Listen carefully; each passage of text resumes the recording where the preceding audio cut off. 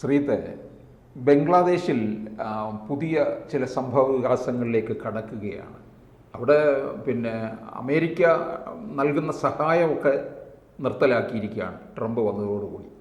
അപ്പോൾ നമ്മളോട് കളിച്ചു കഴിഞ്ഞാൽ ബംഗ്ലാദേശിന് കിട്ടുന്ന ദുരനുഭവങ്ങൾ കൂടിക്കൂടി വരികയാണ്. അതിനോടൊപ്പം തന്നെ മറ്റ് സംഭവ വികാസങ്ങളിലേക്കും ബംഗ്ലാദേശ് കടക്കാൻ പോവുകയാണ്, അല്ലേ? അതെ, തീർച്ചയായും ഏറ്റവും പ്രധാനപ്പെട്ടത് ഷെയ്ഖ് ഹസീന തിരിച്ചു വരും. കാരണം അതിന് അനുകൂലമായൊരു സാഹചര്യം, രാഷ്ട്രീയ സാഹചര്യമാണ് അവിടെ ഉണ്ടായിക്കൊണ്ടിരിക്കുന്നത്. നമുക്കറിയാം, കുറച്ച് നാളുകൾക്ക് മുൻപായിരുന്നു അവിടെ ഈ സംവരണ പ്രക്ഷോഭവുമായി ബന്ധപ്പെട്ട് വിദ്യാർത്ഥികൾ സംഘടിക്കുകയും പിന്നീട് ആ സമരം ജമാഅത്തെ ഇസ്ലാമി ഏറ്റെടുക്കുകയും ചെയ്തിരുന്നു. ആ പശ്ചാത്തലത്തിലായിരുന്നു അവർ ജീവനും കൊണ്ട് ഷെയ്ഖ് ഹസീന ഇന്ത്യയിലേക്ക് ഓടി രക്ഷപ്പെടുന്ന ഒരു സാഹചര്യം ഉണ്ടായിരുന്നു.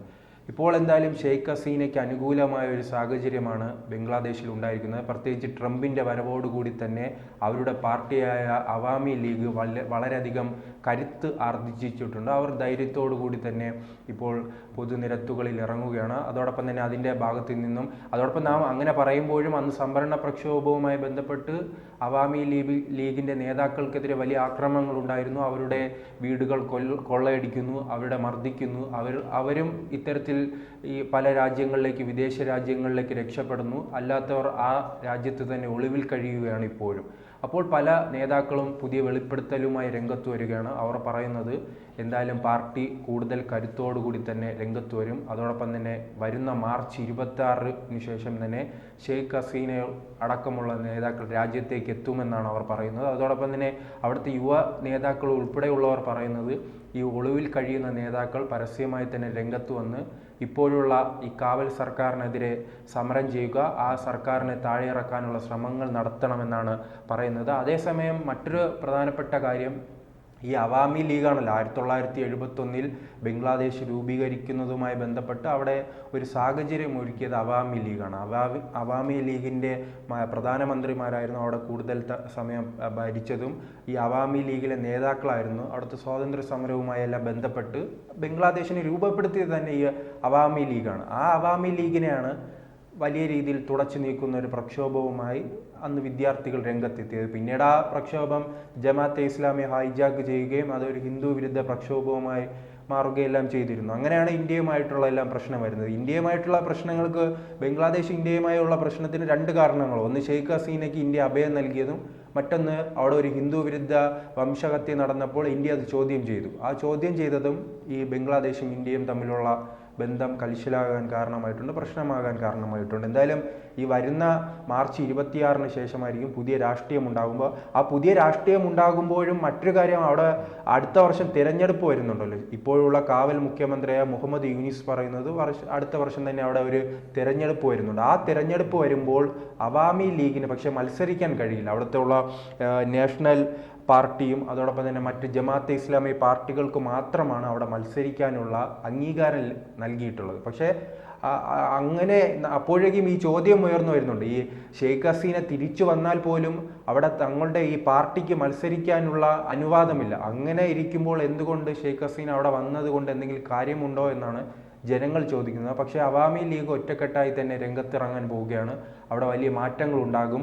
അതോടൊപ്പം തന്നെ സാർ ആദ്യം സൂചിപ്പിച്ചതുപോലെ തന്നെ ഇതിൻ്റെ എല്ലാം പിന്നിൽ ഈ ബൈഡൻ്റെ പിന്മാറ്റമാണല്ലോ. കാരണം ഷെയ്ഖ് ഹസീന അധികാരത്തിൽ നിന്നും പിന്മാറിയതിനു ശേഷം ആദ്യമായുള്ള പ്രതികരണത്തിൽ പറഞ്ഞിരിക്കുന്നത് ബൈഡനെതിരെയാണ്. ബൈഡൻ്റെ ചില ആവശ്യങ്ങൾ അംഗീകരിക്കാൻ തൻ്റെ സർക്കാർ തയ്യാറായില്ല. അതുകൊണ്ട് തന്നെ അമേരിക്കയുടെ സ്പോൺസേർഡ് സമരമാണ് ബംഗ്ലാദേശിൽ ധാക്കയിലും ഉണ്ടായത്. ഇതിന് പിന്നിൽ അമേരിക്കയാണെന്നെല്ലാം തുടക്കം തന്നെ പറഞ്ഞിരുന്നു. പക്ഷേ ആ ബൈഡൻ പിന്മാറിയതിന് പിന്നാലെയാണ് നാം അന്ന് പറഞ്ഞത് ശരിയാണെന്ന വസ്തുതാപരമായ ഒരു നീക്കം ഇപ്പോൾ ഉണ്ടായിരിക്കുന്നത്. കാരണം ട്രംപ് ഈ ബംഗ്ലാദേശിനെതിരായി മാറിയിരിക്കുകയാണ്. പ്രത്യേകിച്ച് മുഹമ്മദ് യൂനിസിൻ്റെ സർക്കാരിനെതിരായി മാറിയിരിക്കുന്നു. കാരണം തുടർച്ചയായി തന്നെ ഇപ്പോൾ കഴിഞ്ഞ 2017 മുതൽ തന്നെ റോഹിംഗ്യ മുസ്ലിങ്ങൾക്ക് അഭയാർത്ഥികളായി ഈ ബംഗ്ലാദേശിൽ വരുന്നത് കൊണ്ട് അവരെ സംരക്ഷിക്കാനായി മറ്റ് കാരുണ്യ പ്രവർത്തനങ്ങൾക്കുമായി കോടിക്കണക്കിന് രൂപയാണ് ബംഗ്ലാദേശിന് നൽകി വന്നത്. ആ ബംഗ്ലാദേശിന് നൽകി വന്നതിന് പൂർണ്ണമായി തന്നെ ട്രംപ് വെട്ടിച്ചുരുക്കുന്ന ഒരു സാഹചര്യമുണ്ട്. ഇത് ആ രാജ്യത്ത് വലിയ പ്രതിസന്ധി സൃഷ്ടിക്കും. ഇനിയൊരു പ്രതിസന്ധി ഉണ്ടാകുമ്പോൾ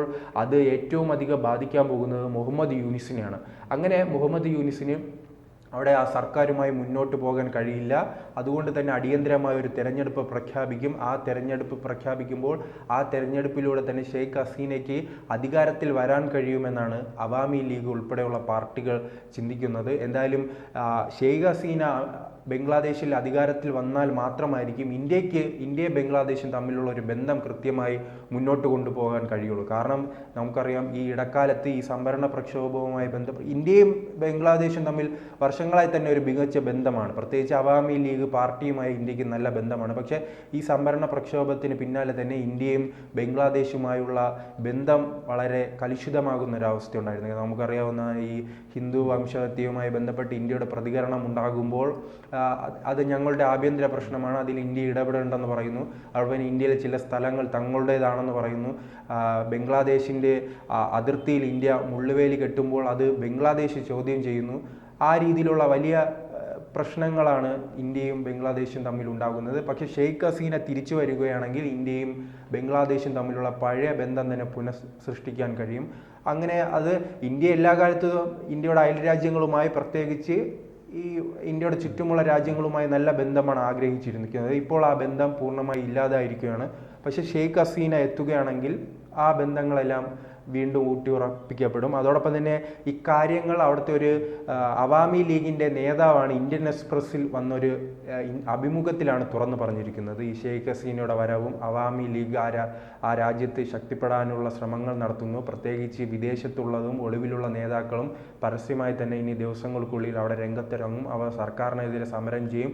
മാർച്ച് 26 ബംഗ്ലാദേശിൻ്റെ സ്വാതന്ത്ര്യ ദിനമാണ്. അതാണ് ആ ഡേറ്റ്. ആ മാർച്ച് 26 സ്വാതന്ത്ര്യ ദിനത്തോടനുബന്ധിച്ച് പിന്നീടുള്ള ദിവസങ്ങളിൽ ഷെയ്ഖ് ഹസീന ആ ബംഗ്ലാദേശിൽ തിരിച്ചെത്താനുള്ള നീക്കങ്ങളെല്ലാം നടത്തുന്നു. അതോടൊപ്പം തന്നെ ഈ നേതാവ് ചൂണ്ടിക്കാട്ടുന്നത്, ഈ ഇന്ത്യൻ എക്സ്പ്രസ്സിൽ അഭിമുഖം നൽകിയ നേതാവ് ചൂണ്ടിക്കാട്ടുന്ന മറ്റൊരു കാര്യം, എങ്ങനെയായാലും ഇന്ത്യയുടെ ഭാഗത്തു നിന്നും ഇതിന് അനുകൂലമായ സഹായങ്ങൾ ചെയ്തു നൽകണമെന്നാണ്.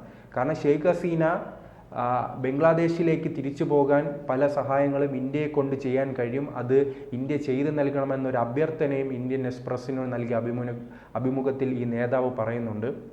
പക്ഷേ എന്തായാലും ഇന്ത്യയെ സംബന്ധിച്ച് ഈ സംഭവവുമായി ബന്ധപ്പെട്ട് അങ്ങനെ വലിയ ഇടപെടലൊന്നും നടത്തിയിട്ടില്ല. പക്ഷെ മറ്റൊരു കാര്യമുണ്ട്, ഈ ഷെയ്ഖ് ഹസീനെ വിട്ടു നൽകണമെന്ന് ആവശ്യപ്പെട്ട് പലതവണ ഇന്ത്യയോട് ആവശ്യപ്പെട്ടിരുന്നു. ഈ മുഹമ്മദ് യൂനിസ് അടക്കമുള്ള സർക്കാർ ഔദ്യോഗികമായി തന്നെ ആവശ്യപ്പെടുന്ന ഒരു സാഹചര്യമുണ്ട്. പക്ഷേ ഇന്ത്യ അതൊന്നും വലിയ കാര്യമായി എടുത്തിട്ടില്ല. കാരണം ഇന്ത്യയും ഷെയ്ഖ് ഹസീനയും തമ്മിലുള്ള ബന്ധം അത്രത്തോളമുണ്ട്.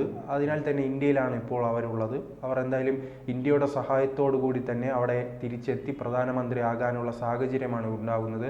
കാരണം അമേരിക്ക പോലുള്ള രാജ്യങ്ങളുടെ പിന്തുണ ഇന്ത്യക്കുണ്ട്. അതോടൊപ്പം തന്നെ ഈ അമേരിക്ക വലിയ രീതിയിൽ തന്നെ ഇത്തരം വലിയ സാമ്പത്തിക സഹായം ലഭിക്കുന്നത് കൊണ്ടാണല്ലോ ഈ രാജ്യങ്ങളെല്ലാം പിടിച്ചു നിൽക്കുന്നത്. നമുക്ക് പാകിസ്ഥാൻ്റെ കാര്യം തന്നെ അറിയാം. കാരണം വർഷങ്ങൾക്ക് മുൻപ് നരേന്ദ്രമോദിയെല്ലാം വരും മുമ്പ് ഇന്ത്യ ആവശ്യപ്പെട്ടിരുന്ന ഒരു കാര്യമാണ്, ഭീകരവാദ പ്രവർത്തനങ്ങൾക്കെതിരെ അമേരിക്ക പാകിസ്ഥാൻ വലിയ രീതിയിൽ ഫണ്ട് നൽകുന്ന ഒരു സാഹചര്യം ഉണ്ടായിരുന്നു. അപ്പോൾ അത്തരം ഫണ്ടുകൾ അമേരിക്ക നിർത്തലാക്കണമെന്ന് ഇന്ത്യ പലതവണ ആവശ്യപ്പെട്ടിട്ടുണ്ട്. കാരണം ഇങ്ങനെ ഫണ്ട് ലഭിക്കുമ്പോൾ ഇവർ മറ്റു രീതിയിലാണ് ഇത് ചെലവാക്കുന്നത്, രാജ്യത്തിൻ്റെ വികസനത്തിന്. അതോടൊപ്പം തന്നെ ഈ ഭീകരവാദികളെല്ലാം പിന്തുണയ്ക്കുന്ന രീതിയിലെല്ലാം ഉള്ള പ്രവർത്തനവുമായി മുന്നോട്ട് പോകുന്ന. അപ്പോൾ ഇത്തരം വിദേശ രാജ്യങ്ങളുടെ ഫണ്ടിൻ്റെ ബലത്തിലാണ് ഈ തീവ്രവാദ പ്രസ്ഥാനങ്ങളും. അത് നമുക്ക് കേരളത്തിൽ തന്നെ അറിയാം. പോപ്പുലർ ഫണ്ടുമായി ബന്ധപ്പെട്ട് പല കേസുകളും വരുമ്പോൾ ഇതിൻ്റെ എല്ലാം പണം, സാമ്പത്തിക സ്രോതസ് അന്വേഷിച്ച് പോകുമ്പോൾ വിദേശ രാജ്യങ്ങളാണല്ലോ. അപ്പോൾ അതിന് സമാനമായ ഒരു സാഹചര്യമാണ് പണ്ട് പാകിസ്ഥാനിലുണ്ടായിരുന്നത്. ഈ വിദേശ രാജ്യങ്ങളാണ് ഈ രാജ്യങ്ങൾക്ക് അനുകൂലമായി കോടിക്കണക്കിന് രൂപ നൽകുന്നത്. അപ്പോൾ അത്തരത്തിൽ തന്നെയാണ് ബംഗ്ലാദേശിനും ഈ അമേരിക്ക കോടിക്കണക്കിന് രൂപ നൽകുന്നത്. അതിപ്പോൾ നിർത്തലാക്കി. അതുകൊണ്ട് തന്നെ ആ രാജ്യം പട്ടിണിയിലേക്ക് പോകും.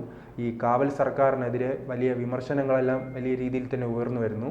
എന്തായാലും ഷെയ്ഖ് ഹസീന ട്രംപ് വന്നതോടുകൂടി കാനഡയിൽ എന്ത് കണ്ടോ അതിന് സമാനമായൊരു സാഹചര്യമാണ് ഇപ്പോൾ ബംഗ്ലാദേശിനും കാണുന്നത്. പഴയ ഒരു രീതിയിലേക്ക് തന്നെ ബംഗ്ലാദേശിന് മാറപ്പെടും.